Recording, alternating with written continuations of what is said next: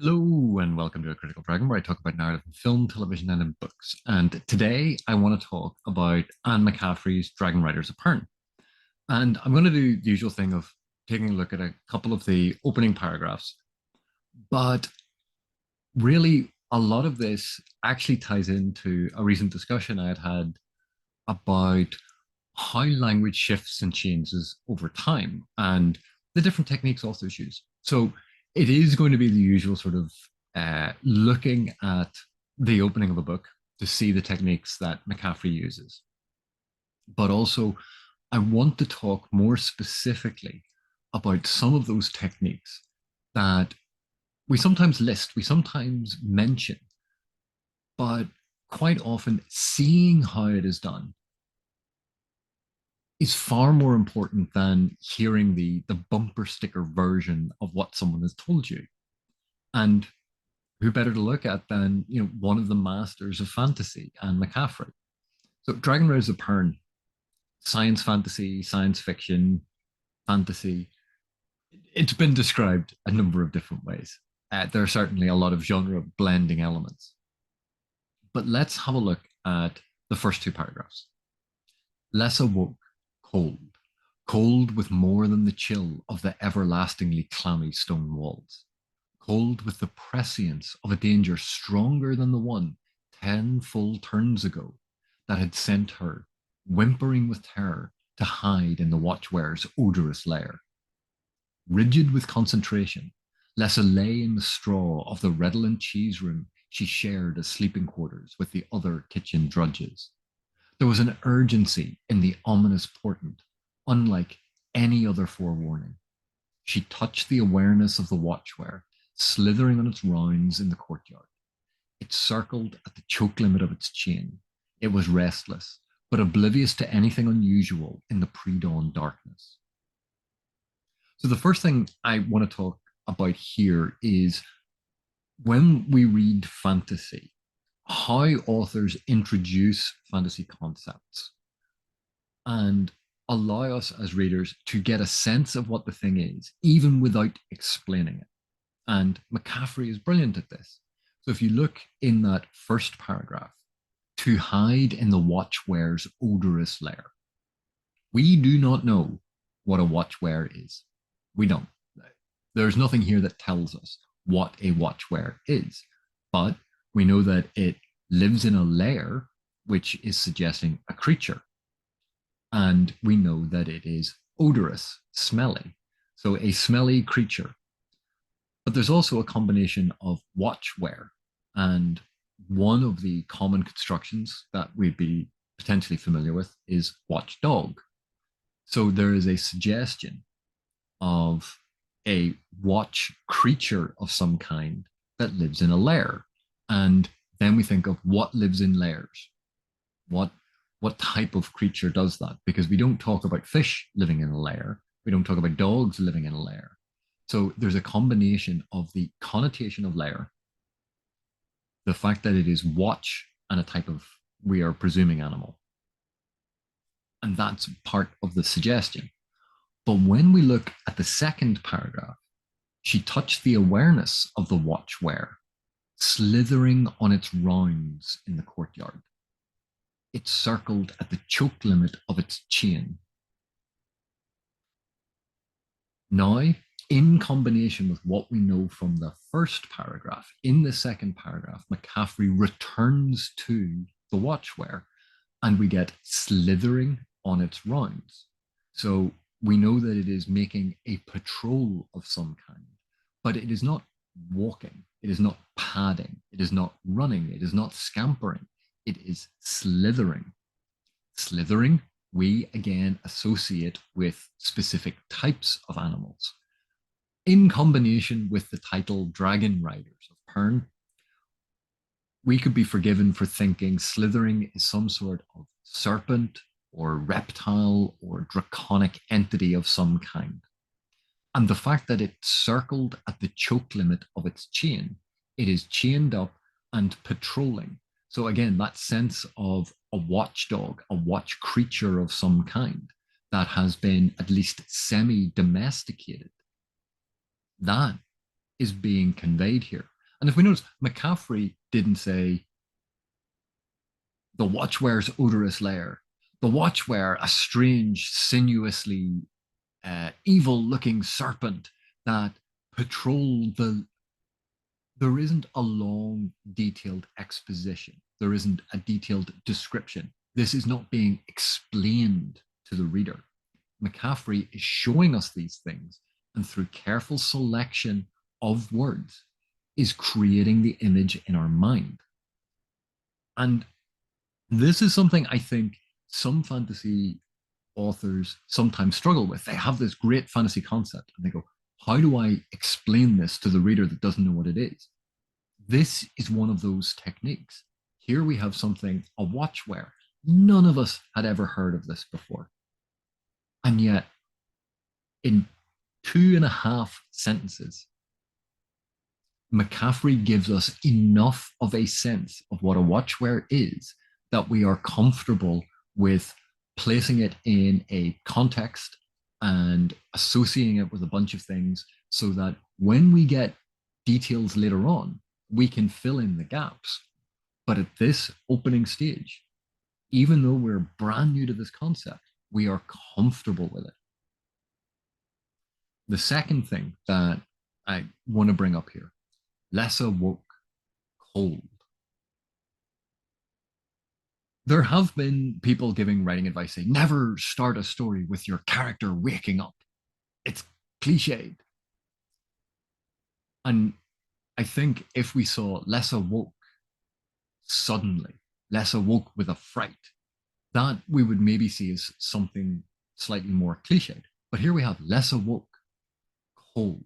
The emphasis in this sentence is falling on that word cold. The sense of being cold. It's falling on a sensory piece of information.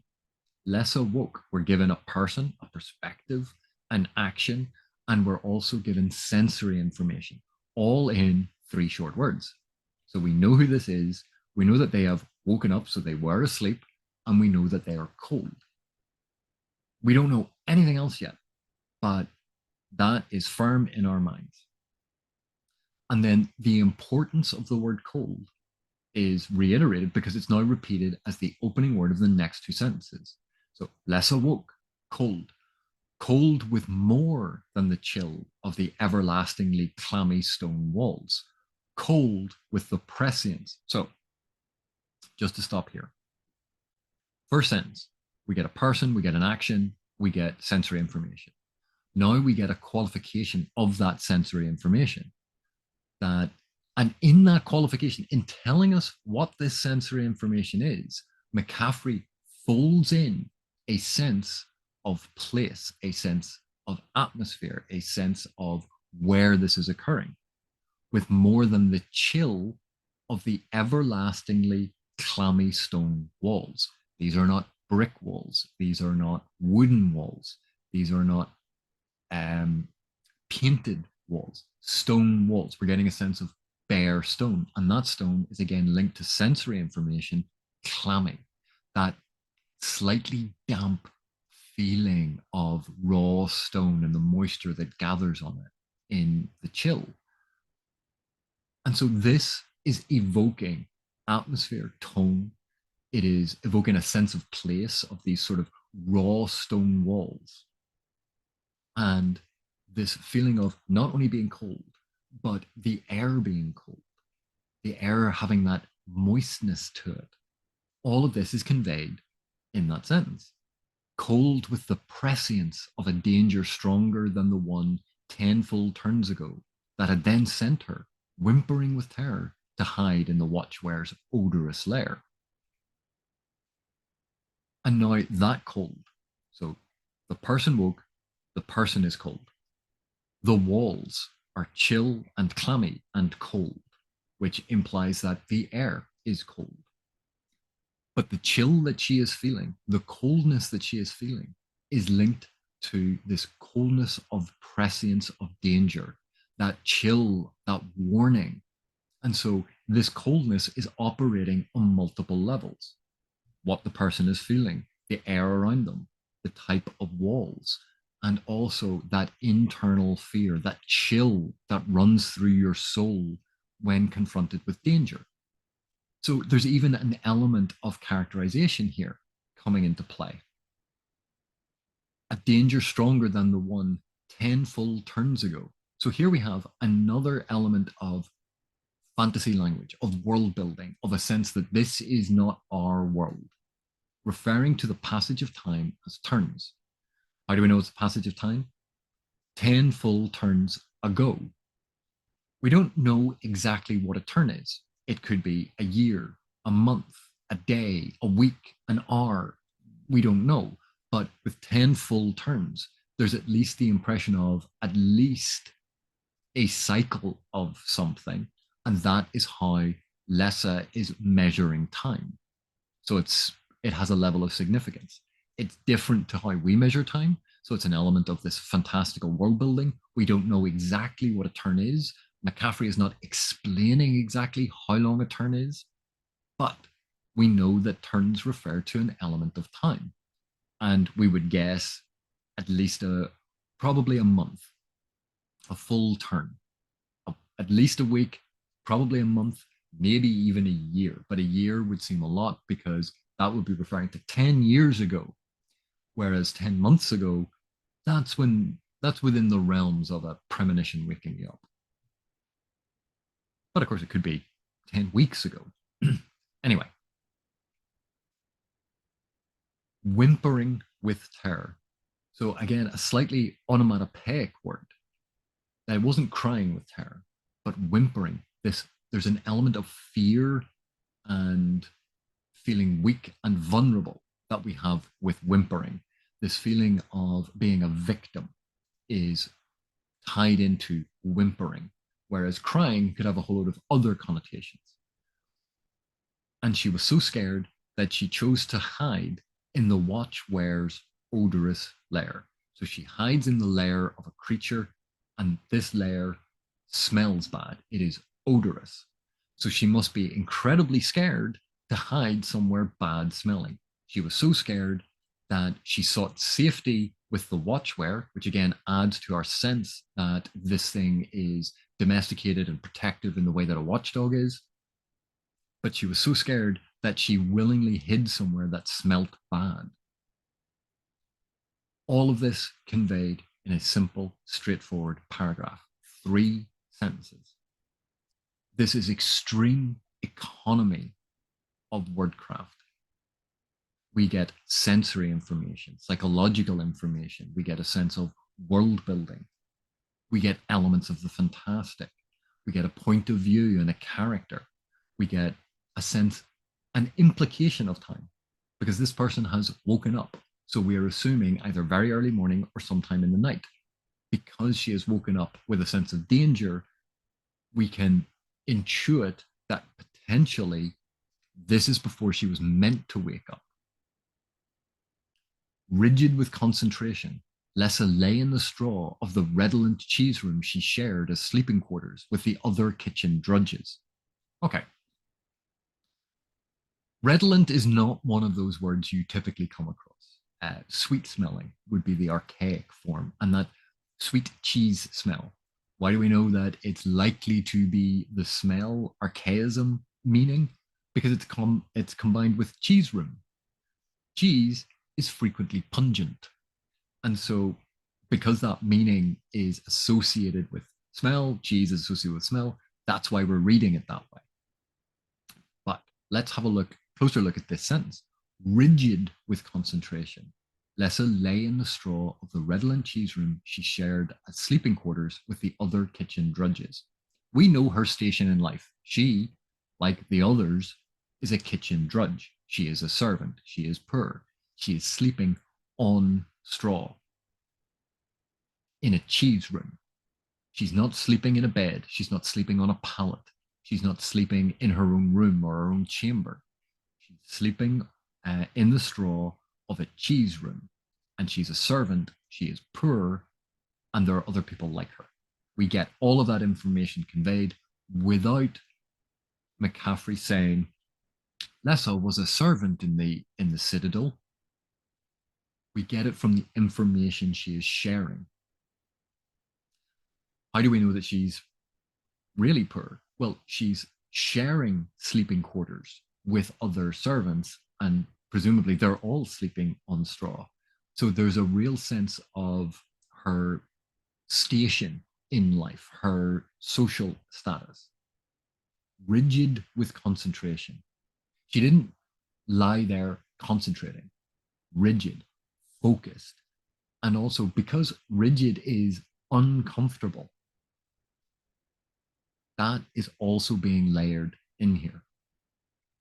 There was an urgency in the ominous portent, unlike any other forewarning.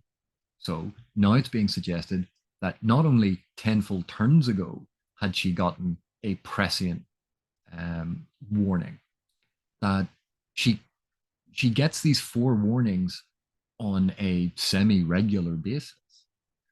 But this one is different. This one has an urgency to it. This one is coming soon. It has woken her up. And so that fear of this thing, this ominous portent, this warning from the future about something dangerous arriving, there is an urgency to this. There is a tension to this. So coupled with the cold at the beginning, the reference to her whimpering with terror, even though that was a past event, that's in the language. We have danger, stronger, the cold, the fact that she has been woken up, that there's urgency. This is ominous. It is a portent. All of these things are adding to a sense of impending doom, creating tension, creating drama. And it's not a big overt thing. It is working it into the language. So we start to feel it as we are reading rather than be told, oh, she was very upset. Danger was coming. She touched the awareness of the watchware, slithering on its rounds in the courtyard. And here we have our first indication of an additional fantasy element. She touched the awareness of the watchware. Somehow, even though she is lying in straw in a cheese room, she has reached out her mind or some aspect of her being to touch the mind, the awareness, the sentience, the sapience of this guard creature. So she has a magical ability. And this magical ability seems to potentially be relatively common. And why would I say that? She is of very low status. But if she, as a low status servant who is a kitchen drudge, is no one special, has this ability, then this ability, we would reason, would be relatively common. Otherwise, why isn't she of a higher status? Why isn't she more important? And that is something that is being suggested, that we're lodging at the back of our mind, that we're thinking about. Why would someone who is a mere servant have this magical ability? And if she as a mere servant has this ability, does that mean lots of people do? It's not a remarkable ability. Or potentially, has she hidden this ability from others? We don't know yet. This is a read and find out situation. But those are two big possibilities that McCaffrey is suggesting simply by pointing out, firstly, she is a servant, then revealing she has this power. Because it could have just been a bad dream, this premonition, oh, she had a nightmare and thought it had something to do with the future. But no, now we're seeing that this premonition, this prescience, this ability to perceive portents and warnings from the future, this is given more credence and credibility because she has an additional psychic or mental ability. And yet, this is just the first two paragraphs. It's circled at the choke limit of its chain. That repetition of the ch emphasizes that sort of coughing noise, choking noise. And because it's circled at the choke limit of the chain. This is after she has touched the mind of this creature, and suddenly the language is representing it moving with a chain around its neck that is partially choking it, that is cutting off its ability to swallow, to breathe. This is just a tiny little element added in, which again, we may not notice, we may not think about, but as we are reading it, it's circled at the choke limit of its chain. We just get that sense added in. It was restless, but oblivious to anything unusual in the pre-dawn darkness. And so to round out these two paragraphs, we have a character and a point of view. We know what she is feeling. We know what she is thinking. We know she is worried. We know where she is in this sort of clammy, sort of stone encircled. And we would assume some sort of keep or castle, because there's a kitchen with multiple kitchen drudges. So this is a large place. She has these abilities to foresee the future, or at least an element of foreseeing the future. She has the ability to contact the mind of an animal and feel what it is feeling. We also know that because she woke up and it is cold, we get a sense of the time period in which this is happening. But we also know it is the pre-dawn darkness. And I want to talk about this point for a second. Pre-dawn, dawn is coming. What else is coming? This sense of danger. So ordinarily, when we think of pre-dawn darkness, it's darkest before the light. That's one of the phrases we associate with it. But here we have a sense dawn is coming, and as dawn comes, this danger is going to get closer. So again, this element of time being brought in, and the fact that the watchware, even though it hasn't noticed anything unusual, it is restless. So it's not just her. There is something, but it's not anything unusual in the immediate environs. But something is coming. Dawn is coming. And this is the darkness before then. So even just looking at these two paragraphs, you can see why McCaffrey is considered one of the masters of fantasy. This style may not be to your particular taste, but we can see McCaffrey's command of the language, how almost every single element builds or connects to another element. Nothing is told to the reader. We are shown all of these things. Nothing is explained to us, but we pick up the context. There isn't this paragraph is going to describe setting. This paragraph is going to describe the character. It's not broken up that way. All of the information is slowly fed through, but it is fed through in a way that makes sense. There's a logic and flow to this information.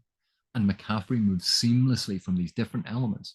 And each time, less awoke, we're talking about the character, cold. So we get information about the character that also relates to the atmosphere she's waking up in.